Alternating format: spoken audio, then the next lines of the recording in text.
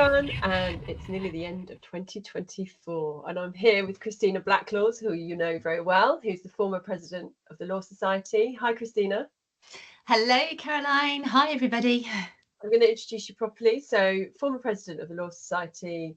After leaving office, Christina's developed a portfolio career supporting businesses as a non-exec director, consultant, and strategic advisor. And one of those is chair of legal tech startup body Law Tech UK, which we're going to talk a little bit about as we reflect on some of the highlights or milestones of 2024 and then look forward to 2025. Christina, so you spoke at Legal Geek about some of this, didn't you? I saw that it was written about in the Gazette, and I actually missed your talk, but I understand that it was a great talk. Caroline. I know, I shouldn't admit to that bit, should I? Yeah. Edit that bit out. Unfortunately, I did. But so tell me, so you talked about so obviously just for those who aren't familiar, Law Tech UK, it's a project delivered, you can tell this better, but by Legal Geek and Codebase, and you focus a lot on access to justice and how that's going to, particularly around Gen AI, how we're going to deliver better access to justice. Tell me about some of the context of that talk in the context as well of looking back at 2024 as we are now.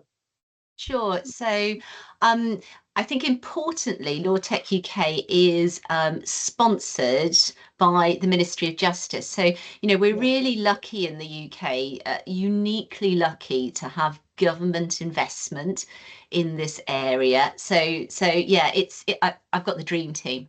I've got Legal Geek, Codebase, and the Ministry of Justice, and a fabulous panel that include people like Sir Geoffrey Voss, the Master Rolls, the godfather of law tech, Richard Susskind. They're all part of this. So it means that we've got a great deal of energy, enthusiasm, and we've got government funding to do some really, really important things in the area. So, looking back on last year, as you say, we do a lot in relation to law tech startups and scale-ups, and we have had huge programs of activity to really sort of rocket fuel what they're doing, and that has led in just 1 year to over 100 million pounds worth of investment in the startups who've been in our programs. But we also do a lot with law firms and other legal providers to help and support them to be able to adopt, particularly now, generative AI solutions. And then led by Sir Geoffrey Voss, we do a lot which is around getting the legislative and regulatory frameworks right. So a lot of white papers about, distributed technologies and how our law, the law of England and Wales, can be flexible enough to deal with these things. So that's what we've been doing. But a big part of our mission for the last year has been around unmet legal need, and it's something that we're all passionate about, and I'm sure everybody listening knows the dreadful stats around unmet legal need. But in the UK, the Legal Services Board for 2024 did an analysis and said that there was over 11 million individuals in the UK. That's over a quarter of our adult population who have an unmet legal need, and of course that's a disaster for those individuals, but it's also really it has terrible consequences for all of us in society, and we have been doing a lot of I guess you call it convening. We've been bringing together the not-for-profit sector, charities, people who are involved in the delivery of those sorts of services to individuals. I mean, we call it justice tech, actually. We're talking about things like, social welfare, family, debt, housing, these issues where people really can't get much help. And so what we're looking to try and do is to bring those people who are providing those services together with the law tech startups and scale ups, the law firms who are already engaged and interested in this, and helping to create that ecosystem where we hope, I think, we can almost taste it really. The solutions are there. And what our law tech ecosystem tracker for last year showed, and we've got another one coming out in 2025, but last year it showed that there was only 7% of law techs in the UK that are exclusively focused on business to consumer law, and most of them are in like the conveyancing or wills and probate space. So we're really trying to build that community that is going to start addressing these mass problems for so many people in society. So I'm, as you can probably tell, I'm a little bit excited about this, and it's something that we will continue to build into next year, and already we're starting to see some wonderful engagement and collaboration, and that is where the magic's going to happen. Do you think, you say tantalising, you can almost taste it, I think you said tantalisingly close. Do we see improvement already in 2024, or is it a case that you're still sort of lining things up? There's there are a few brave souls, I think, who are already operating in this area. There's businesses like the wonderful Law Fairy, another one called Contend, another one called Valor, who are, who already have product out there in the market. And what they're doing is either they're saying, actually, I've got a B2B proposition, which I think, with a tweak here and there could actually help in terms of, completion of immigration forms, for example. And it's that sort of lateral thinking that we're really trying to encourage. So, there are a few in the market. We are actively supporting them and getting those conversations going. And I'm really hopeful that 2025 is going to be the year where we start to see much more, flourishing of, there's not going to be a one size fits all, obviously, but in that sort of slightly siloed way where that technological base is there, but we can start to build the use cases in immigration and housing and debt and social welfare, and those areas that haven't historically been of interest to law tech startups and scale-ups, because the commercial proposition really isn't there. But now that the technology is so accessible, so powerful, actually, it shifts not just the ability to do it, but actually the potential commercial use case as well, particularly in things like family.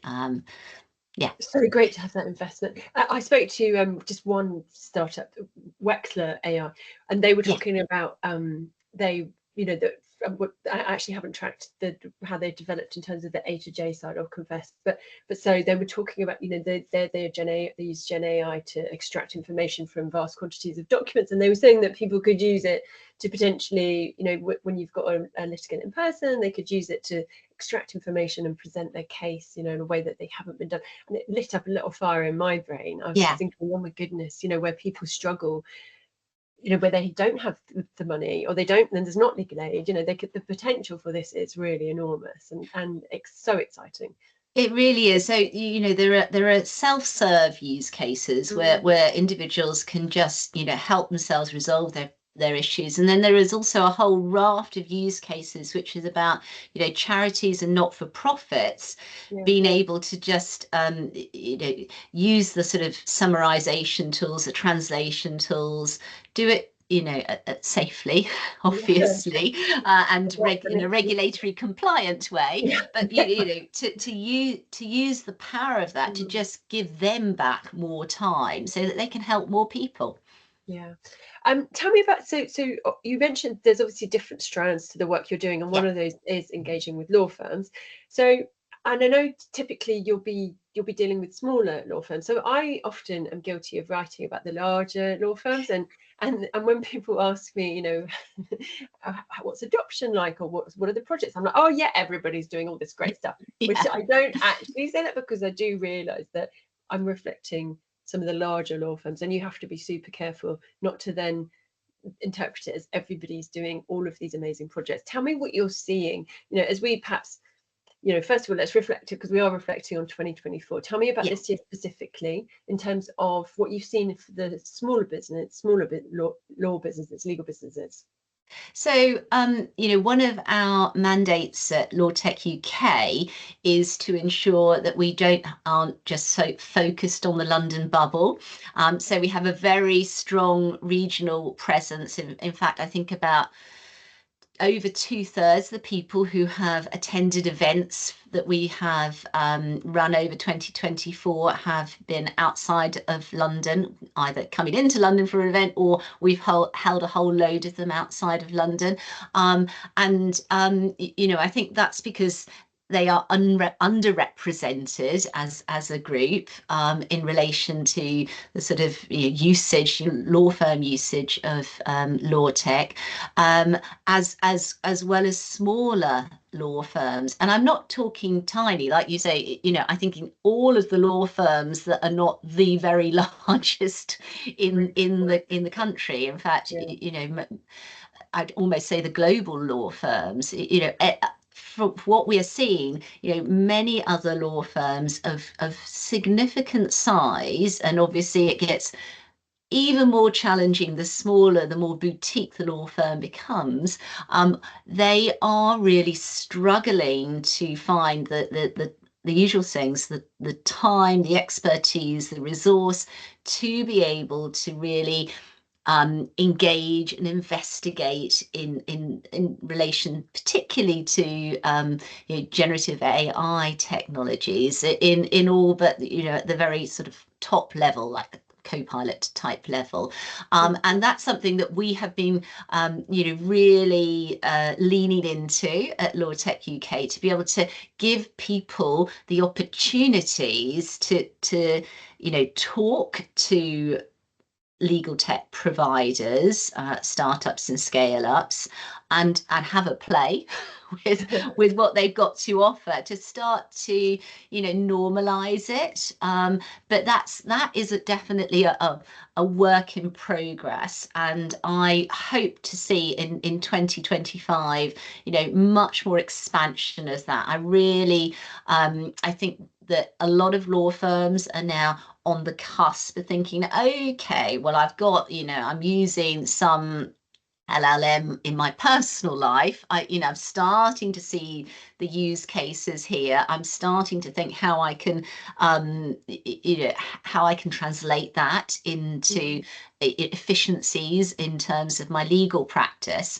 And we just need to help and support that and marry that up with the great UK businesses out there who can help you on that journey.